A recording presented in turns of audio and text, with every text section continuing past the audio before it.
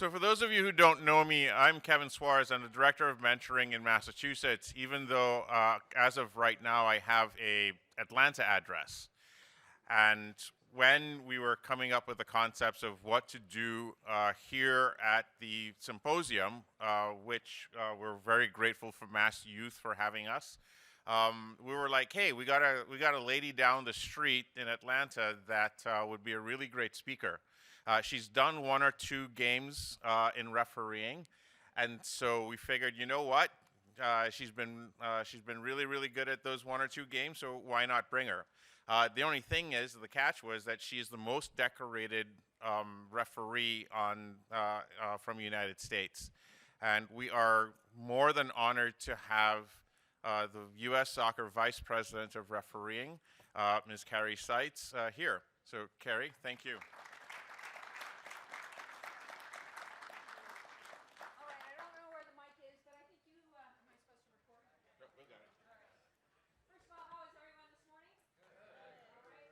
Got any coaches in the session? You got one coach? Welcome. We're glad to have you. Another coach? Fantastic. This is open for everyone. We're glad you're here. I was really excited to come here, except for what's outside, and to be with all of you and share what's happening at U.S. Soccer. It's my passion to get a chance to help you learn about the game and to improve develop your refereeing skills, but I was not asked to do that here. I was actually asked to talk to you about what's happening at the Federation and to give you some insight on the plans ahead and then encourage you to be a participant. So if you're hoping to learn something from me about the game, ask me later. I'd be more than happy to. I love talking about videos and game situations, but this is really to sort of pump you up about the future of where we're going to take refereeing in the United States. I want to start by playing you a video. Let's see how it goes.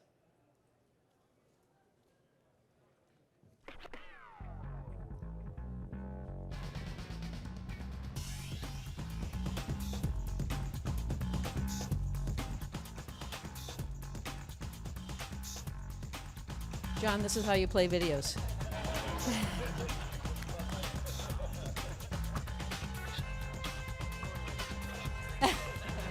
I just have one.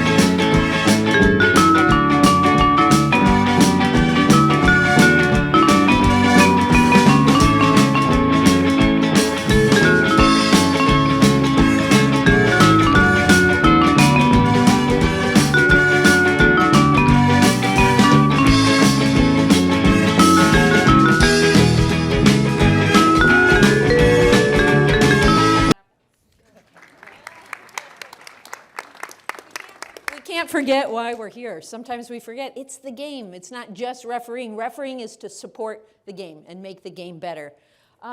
Before we start, I'll be talking about the mission, but I want to talk about this photo.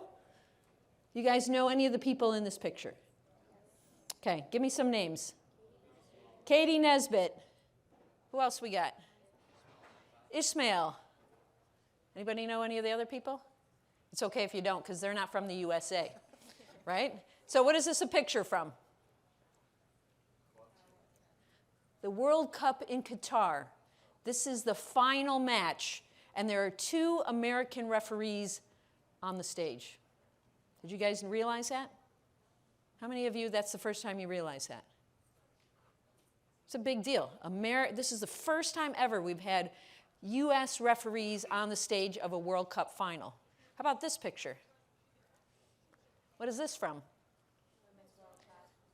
Thank you, ladies. Women's World Cup. Who do you recognize from this photo? Tori Penso. What do you got? Brooke Mayo. Anyone else? Katie Nesbitt. Armando, if you don't know. So I'm going to tell you a little story about this. Katie Nesbitt is the only human being ever to be on the final stage for 2 consecutive World Cups. Even not consecutive, 2 World Cups of any kind. So these are American referees, and this is what is being accomplished. So first of all, it's really important for us to know that this is an incredibly exciting time to be a referee in the United States. An incredibly exciting time. All kinds of doors are being opened. Referees in the final of the World Cup. Who would have dreamed that just 10 years ago? Greg, you? No. On the final stage. Refereeing with the whistle in the final game. A whole crew. We now, and it hasn't been that long, we can lose sight of this, that refereeing is actually a profession. 12 years? For how many years? 15 years at the most. And it started with 3 people who could get a contract and be able to work professionally in refereeing. This is still new. It's brand new. Even countries like Italy, they do not have professional contracts. They get a year, and then they have to renew, and it depends on their process, but they don't have the same sort of protections and ability for making this a career like we do in the United States. It's pretty incredible. We have more games and more leagues, and that's confusing, but we have a lot more leagues and more games every day. The professional league, to have 2 women's pro leagues. We are the only country in the world. I'm not saying that's a good thing. I'm just saying it exists. There are incredible opportunities and growing. And what do you think will happen after the World Cup? More interest. And what's happening? We're getting more investment. We're finding more millionaires and billionaires willing to invest and buy coaches and teams, right? So it will continue to grow. And U.S. Soccer is investing. It's been a long time since U.S. Soccer invested. So for those who don't know me, previously, my last job I was working in Switzerland. I worked at FIFA and as the head of refereeing. And during that period of time, I was away from the country, obviously, but the request to come back and work at U.S. Soccer, I was like, you know what? You haven't invested in refereeing in over 10, maybe 15 years, and I don't think this is a place that, makes sense for me to return to. But the organization has made a complete 180. Their job now, they see, is to grow the game, not just the national teams, but soccer overall. And there's a lot of work that's happening behind the scenes, and soon many of these things will be revealed. But it's a super exciting time because we've got a new leader with Cindy Parlow. We have a new leader with JT Batson, and they're about developing the game. And they wanted, by starting, JT was a referee, and he wanted to start here in refereeing. So bringing somebody with this kind of experience to help lead this program with you is a big investment by the Federation and signals hopefully good things to come. Cross fingers. That's on me now. And then we have the largest, not only the largest country, I mean there are other countries with more land mass, but we have the largest active number of referees in all the world. All the world. So I talk to other people that I know from other countries, and they're telling me about their job. They're the head of refereeing, and they have 5,000 people. Well, good for you. We have 133,000 people that we have to figure out how to unify and organize and build, which can be a challenge, but also how lucky are we to have such scale that we can use to help better our program. So this is an incredibly exciting time with football coming to our country, the world coming here, not just once, but then we have the Olympics, and hopefully shortly after that we have the Women's World Cup. So this is going to continue to create some incredible momentum. So you guys got to be ready for that. My assignment, I was asked, and what we need to do is we have to transform refereeing in the USA. It can't be small incremental changes. It has to be transformative because we want to continue to grow the game. If we're really U.S. Soccer invested in growing the game, growing more referees and the quality of referees, that's going to be a significant investment in a different way of working. So you're going to be living through some important and hopefully very exciting transformations. So when I came, they called and said, hey, we need more referees. Mostly that's the problem we have. Everybody's complaining because there aren't enough referees for the game. Okay, that's true. But why is that? Why do you guys think there's not enough referees in this country? What are some of the reasons? Yeah. Referee retention, especially starting out, can be hard. Keeping referees, they sign up and we lose them. Yes.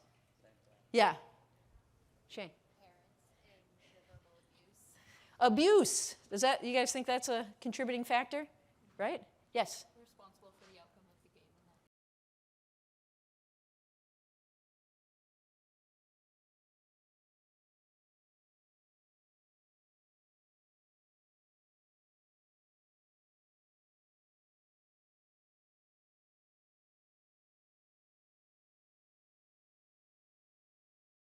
Be abused? Yeah. Okay, good. The cost of signing up and getting to tournaments and all the gear. Yeah, the investment. Okay, that's a good one. There's a cost to become a referee. Something else? The game is growing. More people want to play, so there are more games, more teams. And how does that, because you need more referees overall. Yeah. Any other thoughts on this? Yeah, Dwight? Maybe the pathway, it's not Clear? clear for some people, more information needed.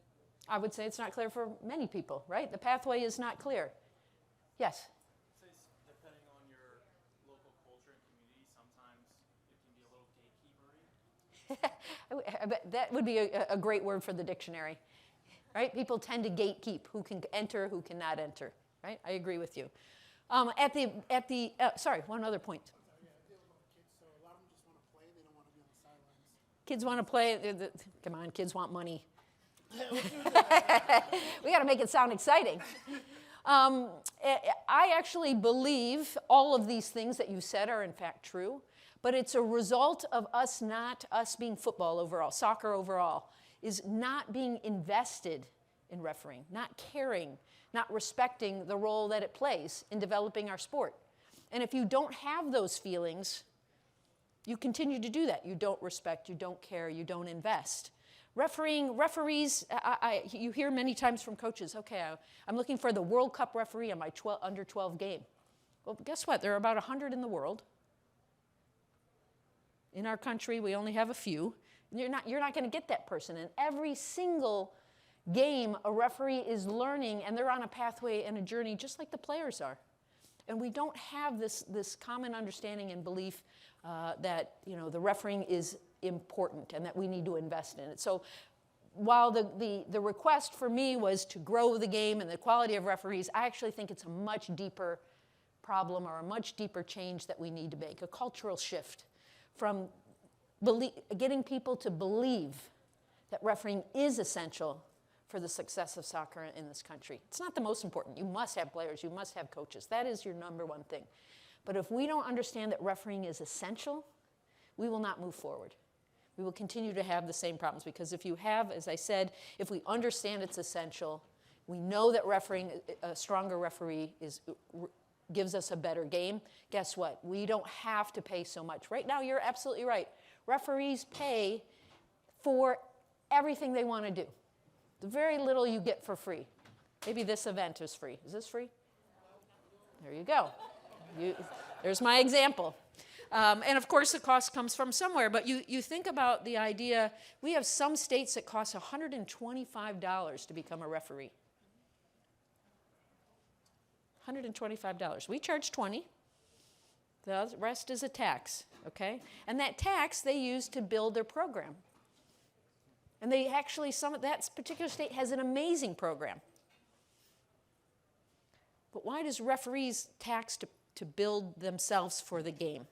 Can there be another financial model, another way where football, soccer helps pay for referee development? Why is it all on our shoulders? We have to think through each one of these questions to help address and identify. If we want great referees in this country, there has to be support financially also to make that happen, right? We have to have new policies, which we started to introduce around safety. There's a number of things as an organization that need to change that put us at, that recognize how essential we are.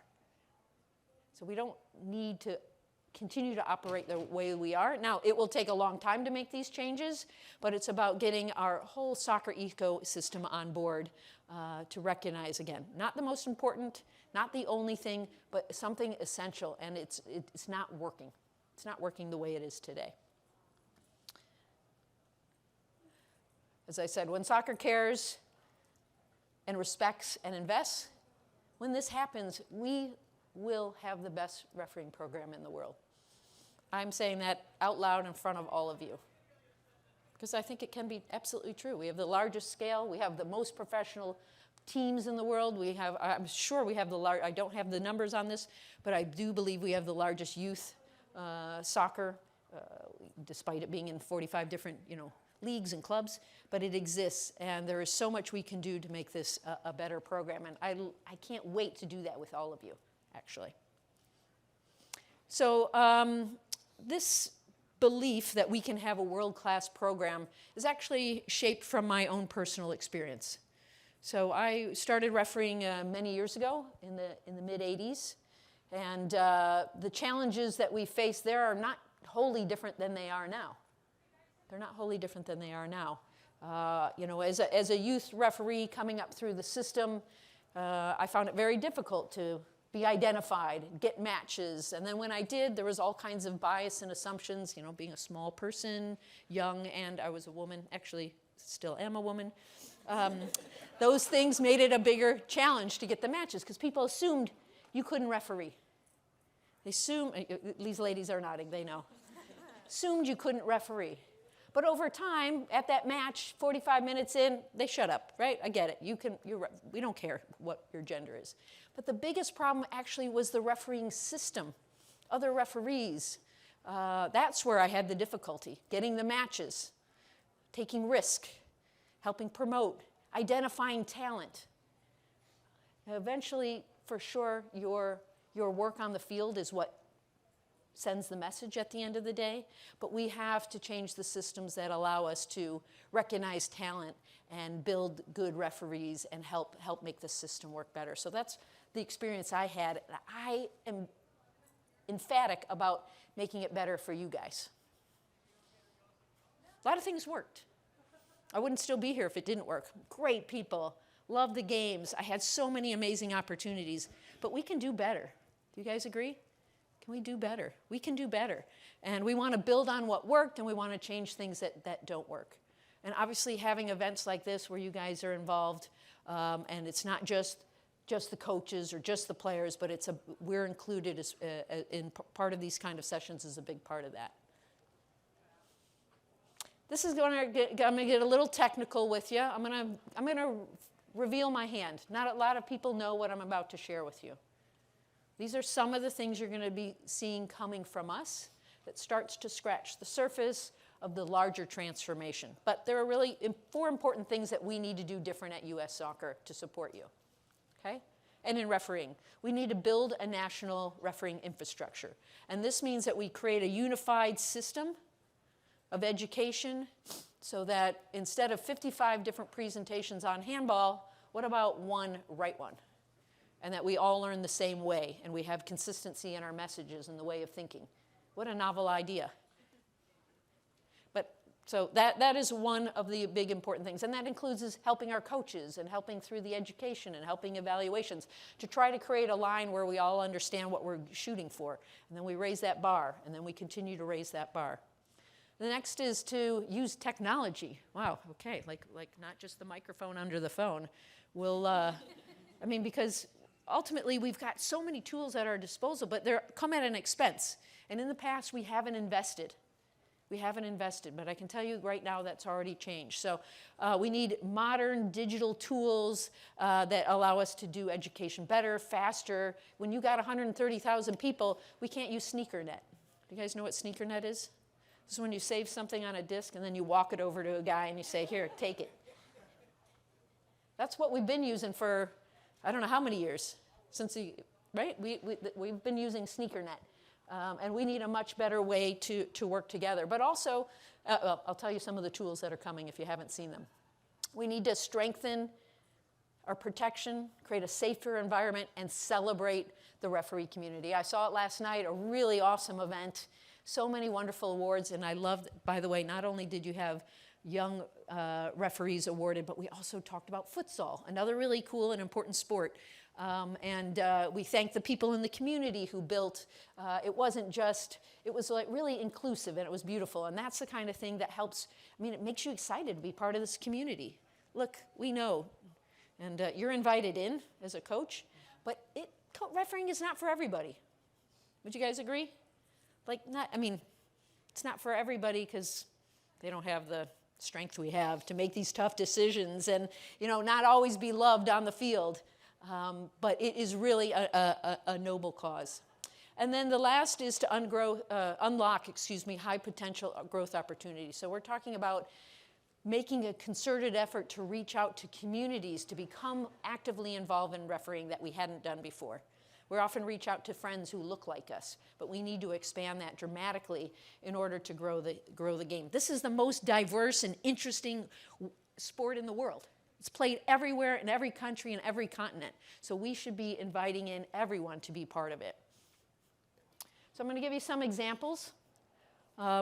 We are introducing, for those of you who haven't seen yet, who has been in a U.S. Refereeing Way presentation yet? Okay, just a few people. U.S. Refereeing Way is going to be our unified approach to sharing the way that referees are expected to officiate in our country. Okay, so last year we introduced these 4 topics. This year we'll be introducing 7 more. Anywhere from setting up a free kick, ceremonial free kick, to positioning around the penalty area, to managing the technical area. These are all things that will be coming this year to you. These materials allow for us to have a unified language and terminology. So I remember when I arrived here, the first session I went to, I saw we were doing a field session. Every single assistant referee had a different idea of when they should put the flag up for a foul, when they should not put the flag up. How should they do it? And it occurred to me how disparate the different states worked. Your state might be working fabulously, but it might be very different than Nevada. And that doesn't help us grow when I travel and now I have to learn a different way of officiating. Okay, it's a very simple concept. And so you'll see more of this materials from U.S. Soccer. Everything on my slide is talking about the U.S. refereeing way. This is the consistent way we're expecting match officials to officiate across the U.S. So this will be rolling out and coming to you soon. And there are a couple of key things about this. It's really practical. It's the how-tos. It's not just theoretical. A lot of more how to actually do specific details, things that we need to write down. The other is it's really grounded in understanding the game. So we're going to be pushing you guys not to just see everything through a referee lens, but to see it through what are the players expecting, what are the coaches expecting, what are the tactics of the game. Because the better we understand the game, the better it's going to make us a referee. So those are some really exciting new materials that will be coming to you. Building a foundation of our coaching. Frankly, we need better referee coaches and coaches, really. Mentors, we need more of them. The mentors, I believe, are the key to unlock keeping young referees. You go to the field for your first game, somebody yells at you, so easy to just drop that whistle and walk on out of here. But what if you have a mentor there? That's what changed my life. We need more people just to go out and be a knowledgeable cheerleader. And I know that might sound negative, but it's actually a really positive. Just having somebody out there and saying, hey man, you were awesome. and here's a little tip on something you can do better. That's going to keep a young referee, and we can reduce the people leaving the game. 62% are leaving the first year. My God. It's a lot of money to keep bringing new people in just to lose them over and over and over. So a key to this is going to be our mentor program.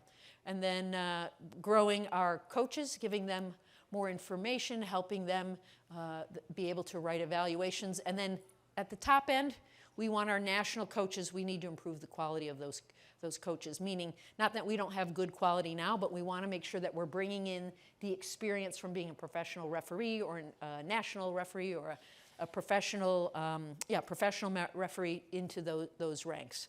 So we're going to be trying to take people off the field. So don't retire yet, but if you've been a referee, if you're a referee now and you want to become a mentor, we're going to encourage you to do that. I think, John, you talked about the fact that you can learn a lot when you teach. Okay, you can learn a lot when you teach, but your focus should still be refereeing. That's your number one focus. So this is, I don't need to go through this, but the idea of transforming and building our coaching, because if we don't have great coaches, how do we have great referees? Luck? Okay, we can't rely on luck anymore.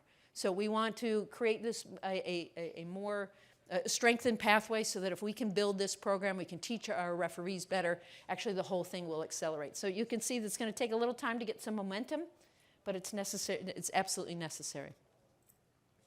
There's a couple other things. This is one of the first ones that has not been yet revealed. But U.S. Soccer is working on a pilot program, and I expect this will be rolled out shortly following. The only thing is finalizing all the financials. But this is a big investment from U.S. Soccer, which is to create name to be determined, which is a referee academy, and this would be referees below the national level. We're thinking about getting 200 of them across the country, and where they would be selected as people who could potentially become nationals. Maybe in a way you eliminate the application process. You actually graduate from this program and become a national referee. So you get a lot more coaching at a young level. It's an expense from U.S. Soccer. The states don't have to spend money on sending people to events. That's actually something that we'll take advantage of. So this is something that we'll look to pilot later in this year and then grow as we actually are looking to believe this. Now people want to invest in refereeing. I have a couple donors. Cross fingers. One guy wants to give us some significant money, and that will help pull these kinds of things off. So we're looking at this different ways. Right? We're not just sitting and waiting for somebody to give us some cash. We're going out and trying to find people who want to help our community and see soccer grow. So that's very exciting. So this could be, maybe some of you younger people in the room might be able to take advantage of this really cool program that will be coming to you. And then another thing that we're doing, and Kara, I don't know if she's, there she is. She's doing a lot of work with us as a senior, as a manager of refereeing education, and really rethinking how we educate our referees, not just the certification. If you've taken the regional course, it was way better because there really wasn't anything in place before. But rewriting and thinking about how do we create ongoing learning experiences for you. And also be more practical. Look at this chart over here. We've released 101 training sessions where you can go on the field and train and prepare and use the game to help you improve. So there's a lot of great stuff coming from us very soon. Has anybody, who's a regional referee? Okay, so we've got several regional referees. If you're a regional referee, you've used this tool. This is our Ref Eval tool. Ref Eval allows, it's not rocket science, it's just something we've invested in, which is to create a place where every single referee evaluation is captured. So if you're a regional or a national referee, everything is captured here, which means we can show trends, we can see, you will create profiles for the individual referees on what they need to work on. We'll be able to add video clips. We will be able to then create a database, and where are the areas we need improvement in education. We'll be able to pull from this, and each state can compare. We actually can see in this video, or in this screenshot, I can compare how one state compares to the overall average of, in this case, Colorado in each of these areas versus the rest of the country, so there's going to be a lot of rich insights there. And then the other is our US Red tool. Some of you have maybe heard of FIFA Red. That was my project when I worked at FIFA. Now we're going to have US Red, and essentially All the materials I was talking about with the U.S. Refereeing Way are going to be available in this tool. You'll be able to click in and review the U.S. Refereeing Way, look at video clips with answers, et cetera. We're going to start by rolling this out to our coaches. Coaches will get this first. They'll be teaching the materials through this portal, and then eventually it will go to referees themselves. So this is how we're going to create that unified educational material. Okay. And then strengthening, protect, celebrate. Hopefully some of you have seen that we introduced the Fernando G. Alvarez Award. We have U.S. Soccer is now celebrating referees in our social media. We have something really important. And I know it's not working perfectly because it requires people, but U.S. Soccer has taken the time to invest in creating an improved policy around, everybody's heard RAP by now, right? The Referee Abuse Prevention Program. There's a couple of things about that we're continuing to build on. This year we'll be piloting a centralized reporting tool. Imagine in a world where every single abuse is tracked in one place. So now at some point we can make sure that that coach is not able to skip around and sign on to work in another league or et cetera, that we actually can hold the power. We can also see where we have problem areas. We can see where we consistently have issues. So this is going to be piloted this year and then hopefully rolled out soon after so that we have a better handle. Now U.S. Soccer put the policy together, but we're relying on the individual states, et cetera, to follow the policy. But now we will have a way to ensure that that's being tracked and followed, which is really cool. And as part of this, we're also going to be, in 2 weeks, we're going to be launching a new video series. This is educational for young people, especially our new referees, and it's giving them insights on how to understand the difference between dissent and emotional outburst, what to do, how to give a yellow card, and when to know when it's a red card. And we're really excited about this, and we want to thank Beth, who helped us pilot. Did anybody in the room get to see some of the videos in advance? Okay, a couple of people did. Thank you for that. So we went out to real referees, and we got their feedback, and we're going to be launching that coming up. So again, more materials, and I'm telling you all this because they asked me to, but also for you to understand what to expect and the support you're getting from U.S. Soccer. Now, I also want you to think about these T-shirts. Our Respect the Call T-shirts have been launched, and thank you so much. That was the idea, and we're going to be launching on the ussoccer.com website. The red ones are meant to be supporter tees. Imagine a world where you're at a soccer game, and up in the corner or right on behind the goal, there's a group of people in these red T-shirts celebrating the referees. Is that a ridiculous idea? No, it's a cool idea. Come on, coach, get with me. Right? So why can't we have supporters? We can have supporters too. Let's change the dynamic here. Okay, we make mistakes. Great. So do players. So do coaches. Everybody does. We can have a supporter section. So you're already started to buy yours. The black version is built for the refs. You can unzip your shirt a little bit, show off the Respect the Call. But more the idea that we're promoting it, not just, it's kind of a fun way to think about refereeing a little bit differently. There'll be more to come. Who was at our national camp last week? So she got to see Megan Klingenberg, right? Megan Klingenberg, you guys remember her, national team player? She came out to be part of camp and participate with the referees, and guess what? She's going to put it on the podcast and talk about, so there's just going to be more social media. We want to humanize you guys. We want the world to see who you are and really create that positive energy. And then the last area that I was talking about was the high growth potentials, investing in futsal for the first time. We're sending mentors and coaches out for futsal. We're flying our referees around to give them a chance to learn from those of the best, creating courses that we didn't have before. We have our United Match Officials group. Please, anybody who feels they're in an underrepresented group, it doesn't matter what that group is, you're welcome to join us. They have monthly webinars and then are invited at U.S. Soccer's expense to some competitions, including Dallas Cup, and then our women's initiative, which has grown from just 25 people to over 700 people. And I know that there's something happening in the state here. You can be part of many groups, right? They're all with the same goal of being positive and supportive. So we're really excited about the work there. And then we're also, I don't know how many Spanish language speakers we have in this neck of the woods, but it's an incredible part of our community in the United States. So a lot of our materials we're looking to translate and make it more accessible for more people. Now, I only have 6 people working in my department, or 7 people, so it's a lot to get all this done, but you can promise you that this is coming. Kara knows the amount of work that we've put into making this possible. She's still smiling, so that's good. She's working on it now. Wow. This is a pretty amazing person. Everybody knows Tori. Do you know her backstory at all? So I don't know how many years she been a referee, but she has 3 children. She is the first professional referee for pro on the field with the whistle. Continues to be after how many years, I'm not sure. As we said, she was the World Cup final for the 2023 Women's World Cup, and she is in the list to be selected for the Men's World Cup. Not yet decided, but hopefully will be selected. This is an amazing role model for us.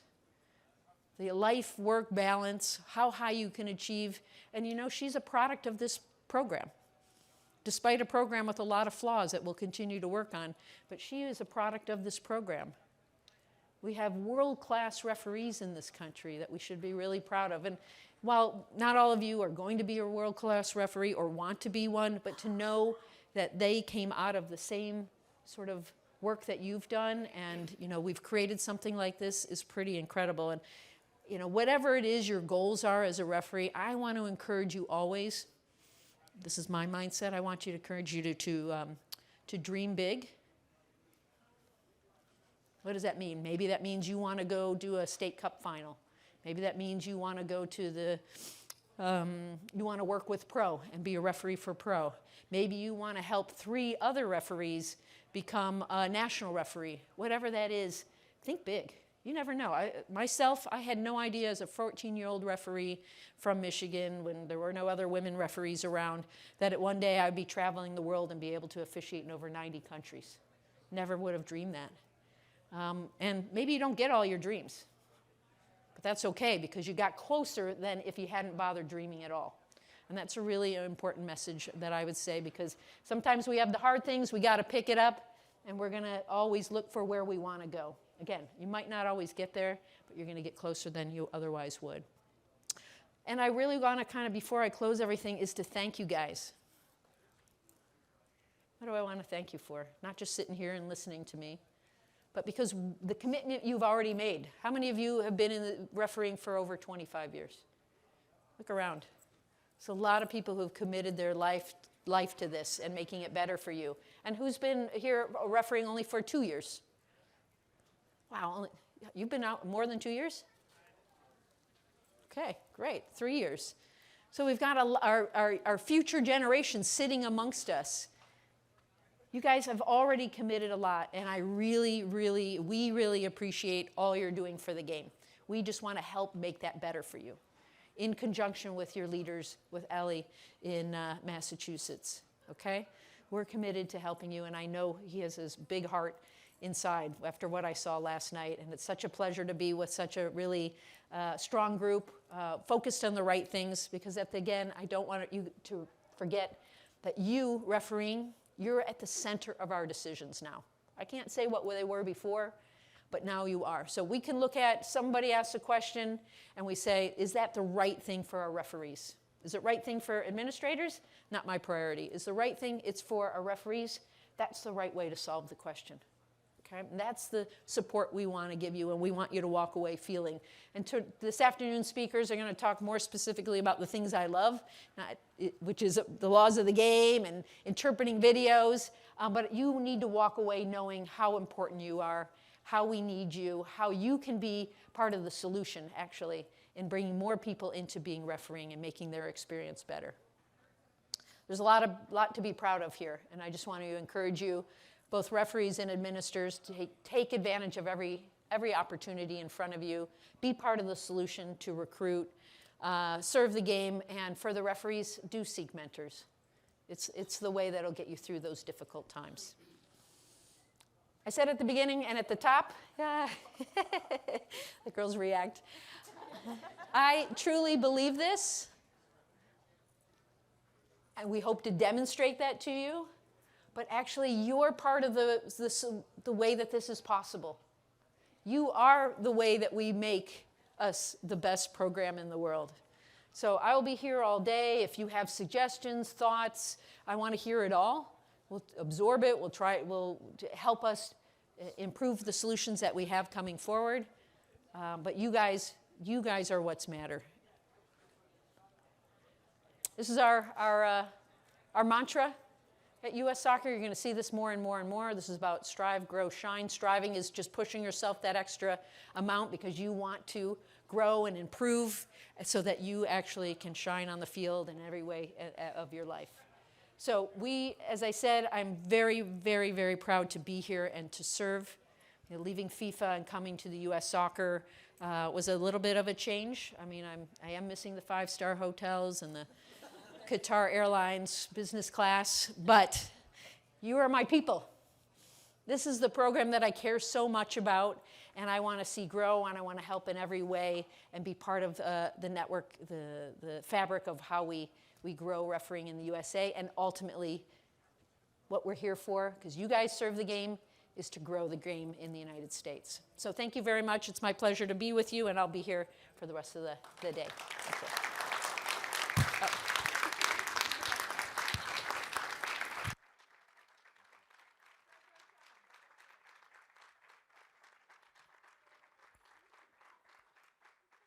It's always. Oh, that's okay. It's always good as members of the tribe to have the chief with us. So again, thank you very much, Kari, for coming. Thank you for being part of our tribe, and thank you for promoting us as well as you do. We are immensely grateful, not just here in Massachusetts, but all over the country. So we have,